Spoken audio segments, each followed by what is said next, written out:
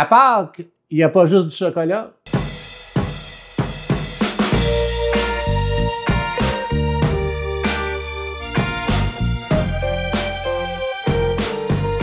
Bonjour tout le monde, bienvenue à ce spécial Pâques. Ça me fait plaisir de cuisiner pour vous des recettes un peu traditionnelles, un peu novatrices pour que vos repas de Pâques soient les plus intéressants pour votre monde et pour vous.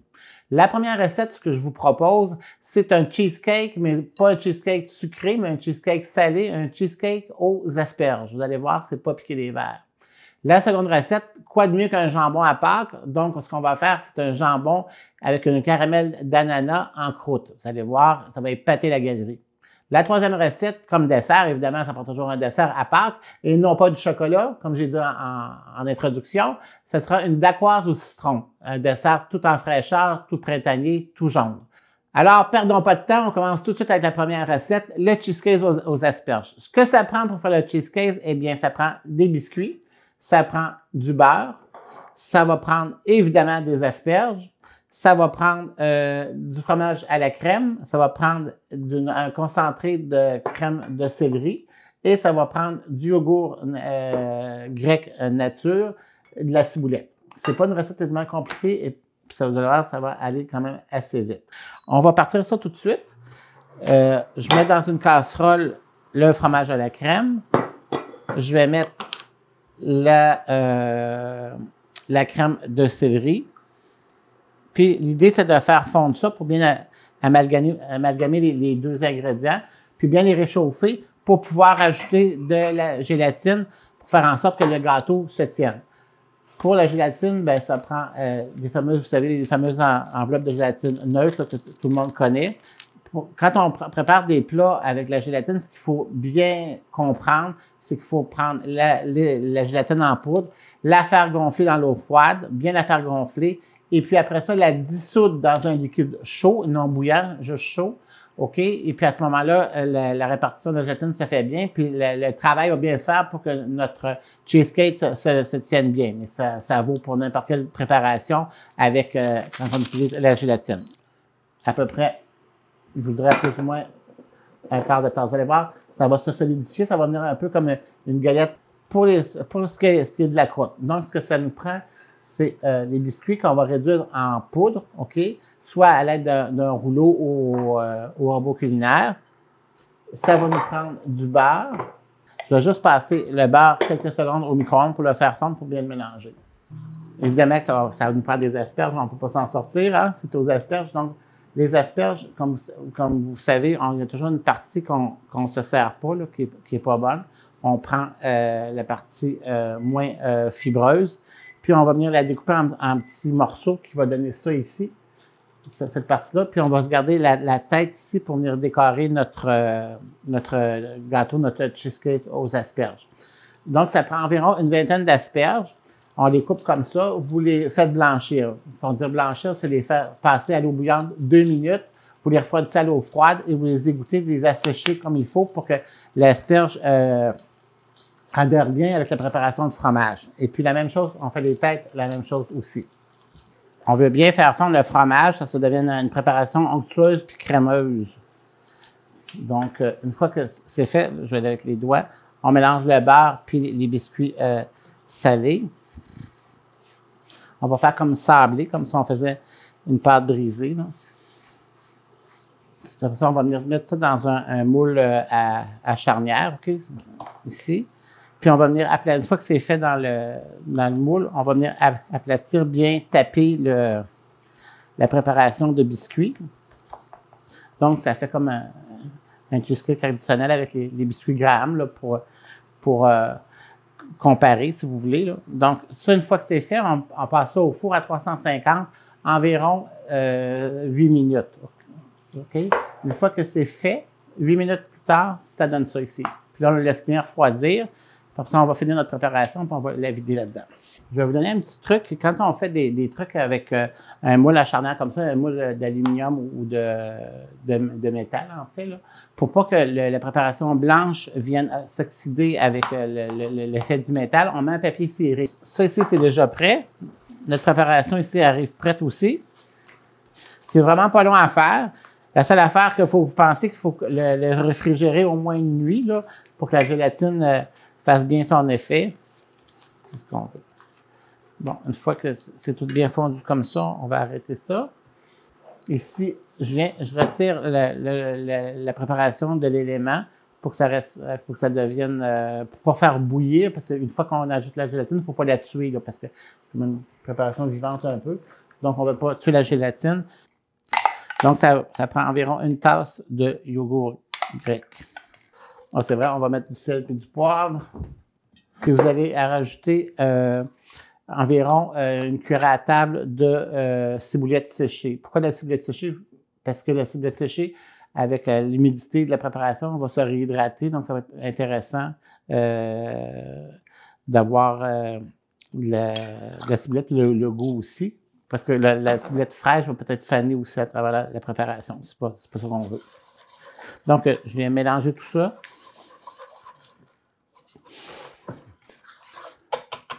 Une fois que c'est bien lisse, je vais venir ajouter les asperges coupées. Donc, je vais venir mettre ça dans mon petit moule ici. Bon, ça nous donne ça à l'intérieur, OK, de la préparation. Je vais juste donner 2-3 petits coups comme ça, ça va uniformiser la préparation, puis ça va la tasser, puis ça va... il n'y aura pas de bulles d'air à l'intérieur de la préparation quand on va la démouler. Puis ça va être bien dense.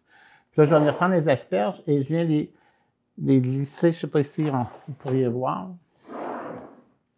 Je vais les glisser le long de la paroi de notre cheesecake, tout autour, comme ça. Donc, vous avez bien compris ce que ça fait en dernier. Là. Ça fait vraiment le tour de la préparation du gâteau au fromage. Là, ça a penché un petit peu mon affaire. Je vais juste rétablir les choses. Et puis, une fois que c'est fait, bien, on l'envoie au frigidaire pendant au moins, idéalement, une nuit, OK? Une fois, pour bien faire prendre la préparation de gélatine. Une nuit après, ça va nous donner ça. Donc, on vient enlever la pellicule plastique. On vient démouler le pourtour. Et vous voyez, ça nous fait notre préparation de biscuits. Et ça nous fait ce beau petit cheesecake aux asperges. Et de là, ben, on peut le décorer comme vous voulez. Moi, j'ai fait ici avec des carottes, des petites tulipes de Pâques. Délicieuse petite entrée pour Pâques. Pas compliqué, facile à préparer en 10 minutes. On fait du jambon maintenant.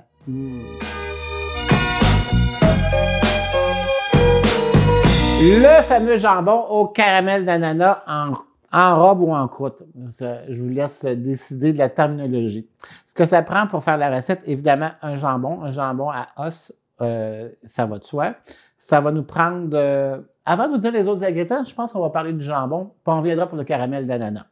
Donc, on prend un morceau de jambon, avec l'os, et puis quand on l'achète, il y a toujours une partie coinée ou un coton, comme ça ici, là. Je sais pas si on voit bien, là. Donc, ça, quand je le fais cuire, moi, j'enlève ça tout le temps. Et quand il n'y a pas ça, des fois, il y a comme une peau un peu plus cornue, on va dire ça comme ça. Et puis, je l'enlève complètement aussi. Parce que souvent, c'est le côté, c'est le croûte fumée du jambon. Puis quand on le fait cuire, le jambon devient plus foncé. La partie viande devient plus foncée. Puis c'est pas ça qu'on veut. Moi, je veux vraiment un jambon qui reste très rosé, très pâle. Donc, on va enlever soit le coton dans ce cas-ci ou la partie cornue. Mais le gras, ici, bien important de le laisser parce que c'est ce gras-là qui va donner la tendreté du jambon. C'est ça qui va enrichir la viande, OK? Pour que ça devienne tendre, que ça devienne moelleux et onctueux. Maintenant, une fois que ça c'est enlevé, il faut faire cuire le jambon. Puis du jambon, pour que ça soit bon, crémeux, puis bien tendre, il faut le faire cuire longtemps et lentement. Donc, mon truc à moi pour le faire cuire, c'est de prendre le jambon, le mettre dans un chaudron, l'immerger d'eau froide et le faire cuire, exemple, cette quantité de jambon-là, qui est à peu près 4-5 livres, 7 heures de temps, à 350-375 dans le four, évidemment. Donc, je prends le jambon, je me répète, je le mets dans un chaudron dans lequel il rentre, je mets ça d'eau froide, je mets le couvercle et puis j'envoie ça au four pendant 7 heures de temps. 7 heures Après, ça nous donne ce jambon-là. Donc, comme vous pouvez voir, le jambon a quand même un peu foncé parce qu'ici, ça a séché, mais si je fais comme on peut voir, il est resté quand même assez pâle, assez rosé. C'est ce que je voulais. Puis, vous allez voir, c'est délicieux comme jambon. C'est vraiment, puis ça se détache bien. Vous allez voir, c'est chaud, c'est encore mieux. Donc, pour faire le caramel d'ananas, dans un bol, on va prendre, ça nous prend de la cassonade, ça nous prend de la confiture d'ananas, ça nous prend un peu de moutarde jaune, ça va nous prendre de la farine, ça va nous prendre de la fécule, ça va nous prendre une boîte d'ananas broyée qu'on va venir faire égoutter, OK? Donc, j'ai bien égoutté mes ananas, mais on garde le jus d'ananas pour faire éventuellement la sauce pour servir le jambon. Puis la sauce, ben, on va en faire tantôt. C'est le bouillon du jambon dans lequel il y a cuit qu'on préserve à mélanger avec le jus d'ananas, que vous allez voir la recette, là. Je vais vous dire tout ça. Donc, on commence. Donc, on prend notre cassonade, une tasse de cassonade. Ça nous prend une cuillère à table une cuillère à thé, c'est-à-dire de farine, 2 cuillères à thé de fécule. Tout ça, c'est pour épaissir le côté caramel, pour que ça ne soit pas trop liquide là, quand ça va chauffer. Vous avez compris. Donc, une fois, 2 fois. Donc, ça ici, je vais rajouter ma confiture d'ananas. Ça c'est fait. Je vais venir rajouter un peu de moutarde jaune pour le côté un peu punché. Puis, je vais venir ajouter quelques traits de la Worcestershire que j'ai. Ça va lui donner un côté piquant. Ça va équilibrer le côté sucré aussi. Puis, je vais rajouter mon ananas broyé à l'intérieur. Et goûter, évidemment. Okay. Donc, ça donne cette préparation-là. Ça va faire un beau caramel une fois que ça va cuire. Là, ça va être délicieux. Je vais serrer ce jambon-là, puis on va rouler la pâte. On est rendu à rouler la pâte. Ce que ça vous prend, c'est de la pâte à tarte. Si vous ne voulez pas prendre de la pâte à tarte, c'est soit vous l'achetez tout fait ou vous faites comme moi, vous la faites maison. On a fait plein d'émissions avec des recettes de pâte à tarte. Je ne vous la donne pas aujourd'hui. On a déjà fait, vous savez comment ça se fait. Ou sinon, ben, vous pouvez l'acheter tout fait. Ou sinon, vous pouvez acheter de la pâte au beurre, de la pâte feuilletée, puis vous pouvez prendre des feuilles de pâte feuilletée, puis enrober le jambon avec ça. OK? Mais n'oubliez pas de bien sceller la pâte pour pas que la préparation d'ananas coule partout dans le fourneau. Donc, on part ça. On va mettre un peu de farine. J'applique ça. Ça en prend une bonne quantité. Puis, il faut rouler assez épais aussi pour que le jambon soit bien préservé. Donc, je vais replier ça. Puis, je vais envoyer ça là-dessus. Ici, vous allez vous demander pourquoi j'ai pris ma tôle à l'envers. Il y a une raison. C'est parce que tout à l'heure, ou quand on reçoit, si je veux transférer mon jambon sur un plateau de service, s'il y a le rebord, ça va être difficile de le lever puis de le transférer. Tandis que s'il n'y a pas de rebord, j'aurai juste à glisser puis il n'y aura pas de problème. Okay. Donc, j'ai déposé la pièce de jambon. Je vais venir prendre un couteau puis je vais venir quadriller le dessus. Le quadrillage, c'est surtout pour que la préparation de caramel rentre dans le jambon. Puis, je viens verser.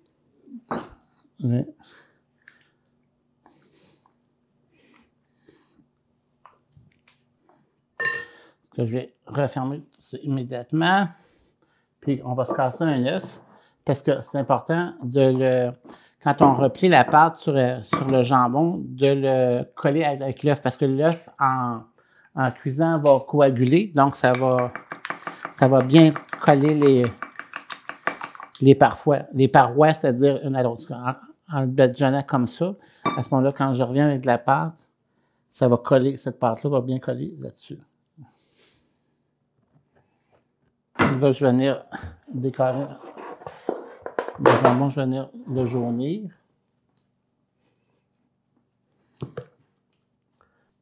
Et là, on va venir le décorer. Je vais me rouler de la pâte à tarte. Cette fois-ci, on va la faire moins épaisse. Là. Parce que j'ai un petit bidule à onduler ici. Je vais venir faire des languettes. Vous pouvez faire la décoration que vous voulez. Moi, je vais faire celle-là ici. Là.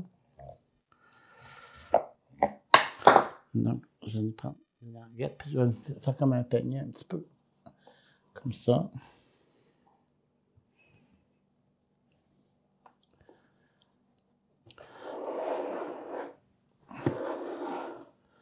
Et puis, en dernier, on peut faire des petites roses avec les retard. On va les tourner, on twist, puis on va faire des petites fleurs ici, si on veut.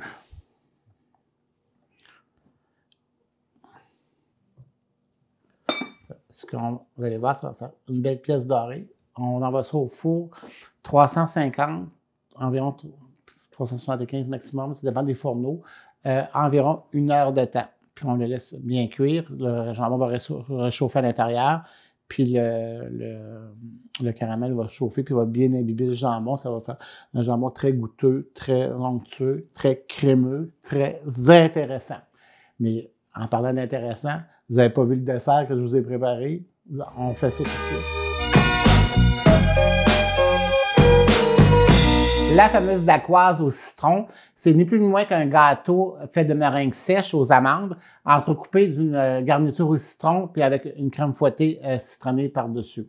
Ce que ça prend pour la faire, on va faire en 3 étapes. On va commencer par les meringues sèches. Évidemment, ça prend des œufs. Ça va nous prendre de la poudre d'amande pour mélanger. Ça va nous prendre du sucre blanc, évidemment. Et ça va nous prendre du sucre en poudre aussi. Ce qu'on prend, ça nous prend des tôles à biscuits. On dépose un parchemin. Ce que je vais faire, puis j'ai pris un fond de moule à gâteau 8 pouces ici pour faire ce gâteau-là. Donc, je viens ici tracer des ronds à l'intérieur. On va tracer 4. Je retourne mon papier parchemin de côté parce que je ne veux pas avoir du crayon dans mes meringues. OK? C'est bien important. Maintenant, on va séparer les blancs des jaunes. Ça nous prend 8 blancs d'œufs.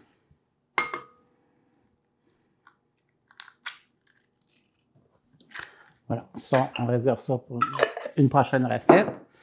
On va préparer dans un bol la poudre d'amande et le sucre glace, le sucre en poudre. Donc, ça va nous prendre 2 tasses de poudre d'amande. OK? Ça, avec 2 tiers de sucre en poudre. Puis ça, on va bien monter nos blancs d'œufs en neige avec le sucre blanc. Puis à la maryse, avec la spatule, on va venir le mélanger manuellement parce que c'est quand même un poids qui est lourd dans la meringue, on ne veut pas l'affaisser. Donc, on va venir le mélanger à la main. Donc, je monte ça en neige.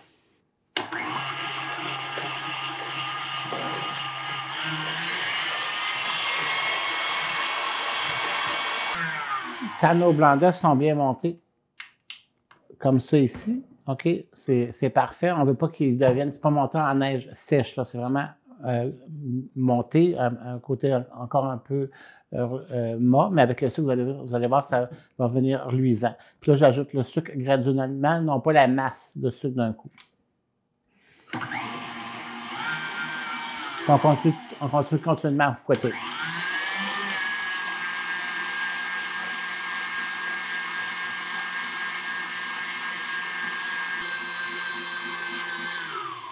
Alors, quand notre sucre est bien dissous et que la meringue est bien montée, on est prêt à rajouter la préparation d'amande, la poudre d'amande. Donc, je vais rajouter en 3 temps la poudre d'amande. Je ne vais pas la rajouter d'un coup pour ne pas affaisser tout ce qu'on a mis d'air dans les blancs d'œufs. Donc, je vais commencer par 1 tiers de préparation.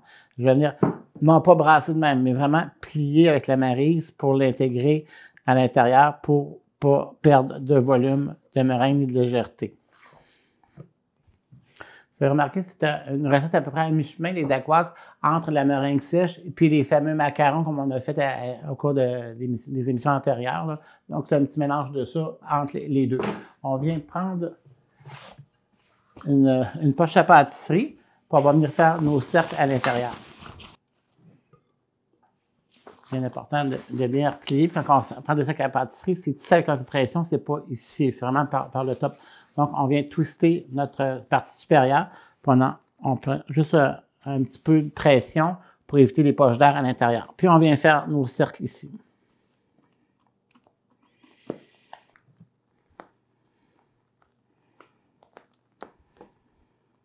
Si vous n'avez pas de sac à pâtisserie à la maison, pas de problème, vous pouvez juste déposer une cuillère de meringue et puis avec un couteau, les tendre puis faire votre cercle, là, ça va venir au même. C'est sûr que c'est plus facile avec le sac à pâtisserie. Là. Une fois que nos 4 sacs sont faits, là, on va venir faire un petit rebord léger, juste un tour de meringue sur le bord de nos galettes. Ce qui va en faire en sorte que quand on va mettre notre garniture au citron, ben, elle va plutôt rester à l'intérieur parce qu'il va y avoir un petit rebord pour la retenir entre les étages de gâteau. Donc, je viens juste faire un double cercle comme ça par-dessus.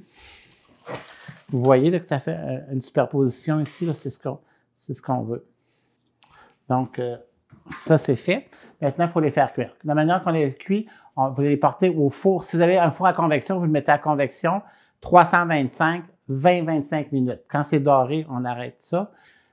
Une fois que c'est fait, on ferme le four, on les laisse là. On les laisse sécher là. Idéalement, c'est que vous les fassiez le soir pour que le lendemain matin, elles soient prêtes. Une fois que c'est fait, ça va vous donner ça ici. Il ne faut pas se surprendre parce que premièrement, les amandes vont dorer, c'est sûr, mais elles sont très belles en dessous aussi, tout ça. Ils vont dorer un petit peu, puis c'est ce qu'on veut, puis ça va être plus goûteux. Donc, on prépare ça. Une fois que c'est prêt, maintenant, on va s'attaquer à la garniture au citron. Vous savez très bien que le titre de l'émission, c'est Expressément en cuisine. Donc, pour la garniture au citron, c'est vraiment expressément. Alors, on prépare, vous savez, les garnitures à tarte, pour pas la nommer, du type shérif, là. Alors, vous en faites 2 préparations. Donc, on met de l'eau chaude, on prépare la poudre avec les jaunes d'œufs, la tiers de tasse d'eau froide, tout ça, vous faites la préparation. Puis, ça en prend deux fois 2 paquets pour faire le gâteau. Et ce que ça va nous donner, bien évidemment, c'est cette préparation-là qu'on connaît bien pour faire les dedans de tarte, les garnitures à tarte au citron. Donc, j'en réserve une bonne tasse et demie. Et puis, on va fouetter tout de suite notre crème. Et, comme vous savez, je mets toujours le petit linge par-dessus pour pas qu'il y ait de dégâts de crème qui volent un peu partout.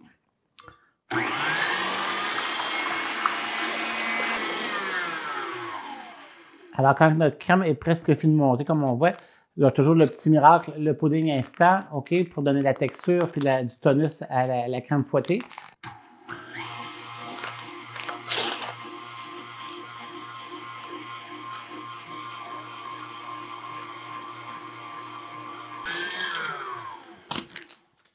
Et je vais venir ajouter la garniture au citron réservée. Je vais juste la briser un petit peu.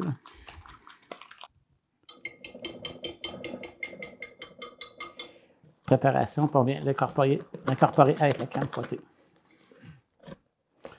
Non. Vous voyez, ça fait un petit peu une crème fouettée jaunâtre, puis ça sent vraiment bon. Ici, là, ça sent vraiment le citron à plein nez.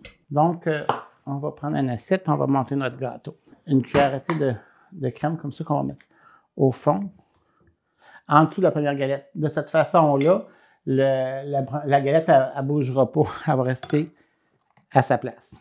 Donc, je viens prendre la garniture au citron, puis je viens ici, prendre un petit peu.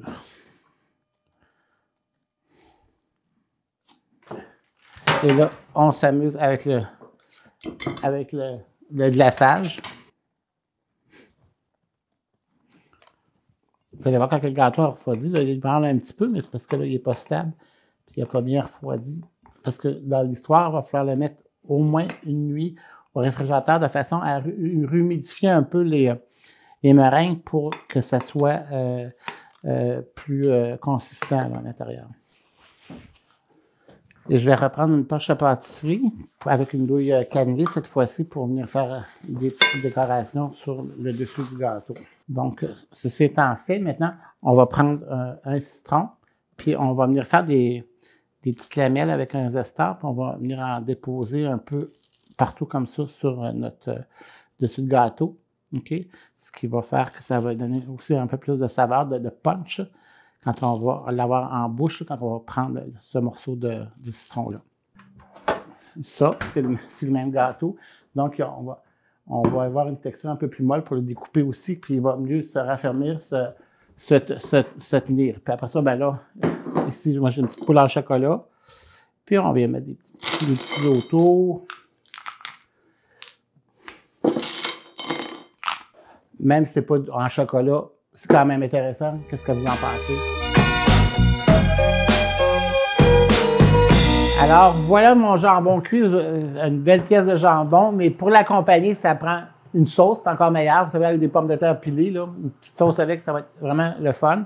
Comme je vous disais au début, quand on a préparé le jambon, on garde le bouillon de cuisson du jambon quand on le fait. J'en ai gardé environ 4 tasses. À ça, je venais rajouter le jus de l'ananas qu'on a égoutté pour faire notre caramel d'ananas.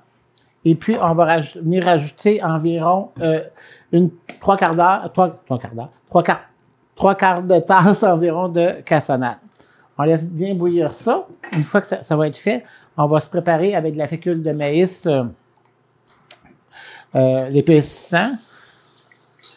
Parce que ça va faire une petite sauce un peu sucrée extra douce. Là.